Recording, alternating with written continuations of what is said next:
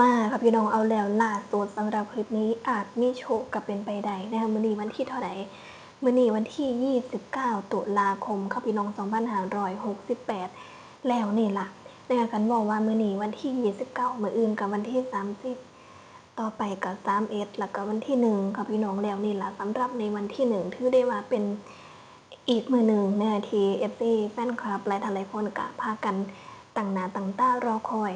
เนาะพี่น้องเนาะแล้วนี่แหละค่ะพี่น้องสำหรับในวันที่1เชื่อว่าหลายคนอาจจะยังหาแนวทางบ่ทันได้คลิปนี้อาจจะเป็นแนวทางให้ก็เป็นไปได้แล้วก็ที่สำคัญมื้อนี้ตรงกับวันพุธค่ะพี่น้องมักสิมีทางต่างประเทศนะคะสำหรับ FC แฟนคลับหลายคนอาจจะหาแนวทางยังไม่ได้นะคะคลิปนี้บอกเลยนะคะว่าห้ามพลาดเด็ดขาดนะคะในฝั่งของทางด้านน้องอุ้งอิงเพชรบานแพงค่ะพี่น้องน้องได้มีการสั่งน้ำหนักนะคะซึ่งสำหรับน้ำหนักของอุ้งอิงในรอบนี้บอกเลยนะคะว่าอุ้งอิงก็ยังอึ่งเสียนนท์ก็ยังอึ่งเอิญวันทุกคนถึงกับอึ่งปกติแล้วน้ำหนักของอุ้งอิงจะไม่ขนาดนี้นะคะอุ้งอิงก็ถึงกับงงเลยค่ะพี่น้องนะคะแต่สิจังได้ก็ตามนะคะสิเป็นตัวเลขได้ก็ตาม FC แฟนคลับหลายคนก็พากันให้ความสนใจ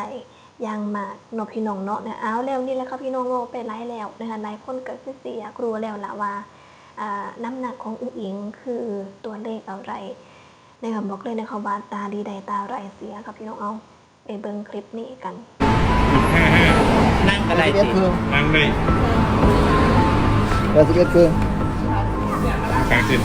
ยกขาขึ้น25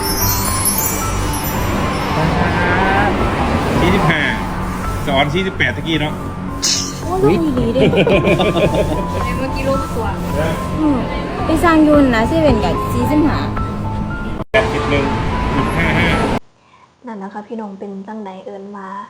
ชัดเจนนะคะชัดเจนชัดแจ๋วแล้วก็ถือได้ว่าสวยงามมากๆเนี่ยถือได้ว่าสวยงามมากๆแล้วแต่ดวงอีหลีค่ะพี่น้องเพราะว่าตัวเลขนี่มันคือจังแบบมันจะมีการกระพริบเนี่ยจะเป็นการกระพริบก็คือเหมือนตัวเลขจะไม่หยุดนิ่งนะคะจะไม่หยุดนิ่งแล้วแต่ดวงค่ะพี่น้องแล้วแต่บางคนจะเห็นเป็นตัวเลขใดนะคะแต่ว่าแอดมินจากที่ได้แคปมานี่ก็คือเป็นตัวนี้ล่ะนะคะแล้วนี่แหละค่ะพี่น้องอย่างที่ได้ขึ้นคลิปให้หลายคนได้เบิ่งกันนะคะสำหรับเลขน้ำหนักของอุ้งอิงนะคะก็จะเป็น45.75อันนี้คือที่แอดมินได้เห็นแต่ว่าอันที่แอดมินแคปมานี่ก็จะเป็น47.5ประมาณนี้เนาะพี่น้องเนาะกะตามนั่นละ45.5ประมาณนั้นนะคะเป็นจังไดมุจาวานะคะก็แล้วแต่สิพิจารณานะคะคันนี้ซื้อค่ะพี่น้องอาจจะซื้อเป็น4554หรือว่าอย่างอีกเนี่ยละ477457775ประมาณนี้แล้วแต่ดวงนะแล้วแต่ดวงเนาะพี่น้องเนาะมื้อนี้วันพุธนะคะมื้อนี้วันพุธก็มีทางต่างประเทศนะคะแล้วนี่แหละค่ะพี่น้องเนี่ยเรียกได้ว่านานๆทีอุ้งอิงน้องจะชั่งน้ำหนักทีเดิมเอิ้นว่าในช่วงนี้ค่ะพี่น้องแบบบ่ค่อยหลุดตัวเลขออกมานะคะแทบจะไม่หลุดเลยเนาะพี่น้องเนาะแต่ว่าแอดมินก็จอบเบิ่งอยู่ตลอดนั่นล่ะ FC ก็จอบคือกันนะคะแต่อุ้งอิงน้องไม่ค่อยหลุดออกมาบางคนบอกว่าคันน้องสิให้นี่น้องก็ให้เองหลายคนว่าจังซั่นแล้วนี่แหละค่ะพี่น้องสำหรับในรอบนี้นะคะพ่ออุ้งอิงสั่งน้ำหนักก็คือตามนั้นละเต็มเนี่ยก็เต็มเนี่ยเอิญว่าทุกคนถึงกับอึ้งอุ้งอิงเนี่ยยังอึ้งค่ะพี่น้อง45ปกติน้ำหนักของน้องนี่ก็สิแบบส่วนมากแล้วจะมากกว่า45ก็คืออาจจะเป็น46 47 48ประมาณนี้น้ำหนักของน้องแต่ว่าน้ำหนัก45นี่ก็ถือว่าน้ำหนักลงนะคะถือว่าน้ำหนักลดลงเนาะพี่น้องเนาะเนี่ยก็บ่แน่ใจว่าน้องพอใจละไปกับน้ำหนักซ้ำนี้แต่ว่าแอดมินคิดว่าบ่ว่าสิน้ำหนักซ้ำใดนะคะน้องก็แบบดูพอดีไปหมดเนาะพี่น้องเนาะอ้าวนี่แหละค่ะพี่น้องเว้าถึงเรื่องน้ำหนักไปแล้วมาเว้าถึงเรื่องนี้กันจักหน่อยสักก่อนเรื่องอีหยังนะคะสำหรับในวันนี้วันที่29ตุลาคมมื้ออื่นนี้วันที่30ตุลาคมค่ะพี่น้องก็สิเป็นงานกฐินอยู่ที่บ้านน้องอุ้งอิงในมื้ออื่นเนาะพี่น้องเนาะนะคะมื้ออื่นนี้ก็คือแบบงานใหญ่มากๆเนื่องจากที่ได้เบิ่งหลากหลายช่องนะคะมีการถ่ายลงนะคะตอนนี้ในช่วงนี้ทางด้านแม่หน่อยแล้วก็ทางทีมงานอยู่ที่บ้านน้องครูก็กำลัง มีการเตรียมงานกางเต็นท์นะคะจัดสถานที่เนาะพี่น้องเนาะกะนี่แหละเตรียมแนวกินเตรียมหยังไว้นะคะเพื่อต้อนรับแขกวันเถาะนะคะว่ากันมาสำหรับในช่วงนี้ในมื้อนี้นะคะก็มีแม่ๆ FC แฟนคลับและท่านหลายคนก็ได้มีการเดินทางนะคะไปถึงบ้านน้องเป็นที่เรียบร้อยแล้วเนาะพี่น้องเนาะบางคนก็คือแบบนี้ล่ะเตรียมของไปรวมทำบุญนำหลายอย่างก็อนุโมทนาสาธุบุญไปกับหลายๆคนนำเนาะพี่น้องเนาะอ้าวแล้วนี่แหละครับพี่น้องสำหรับในวันพรุ่งนี้วันที่30ตุลาคมนะคะผู้ใดที่สิเดินทางนะคะไปรวมในงานน้องเนี่ยก็สามารถคอมเมนต์มาบอกมาจากันได้เนี่ยเอิญมาเป็นอีกสิบาจังเลยละปีหนึ่งมีทีหนึ่งวันเถาะปีวังหันกะจัดมาแล้วปีนี้ก็มีอีกเหมือนกันนะคะทางครอบครัวน้องกะเป็นเจ้าภาพคือเก่าเหมือนเดิมละกะพอเอกบอกว่าปีหน้าก็สิจัดอีกปีหนึ่ง